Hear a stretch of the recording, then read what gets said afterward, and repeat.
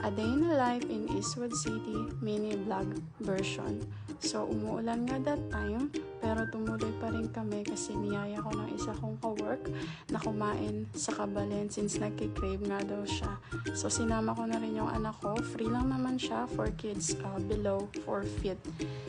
Then, dumiretso kami sa Eastwood City. Ang ganda nga ng Eastwood City ngayon. Ang ganda ng design nila.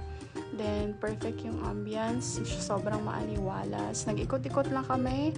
Not until na-board yung anak ko. Kaya pinasyal ko muna siya sa Kid Zoo na. So, not sure if same pa rin yung price since pangalawang beses na namin pumunta dito.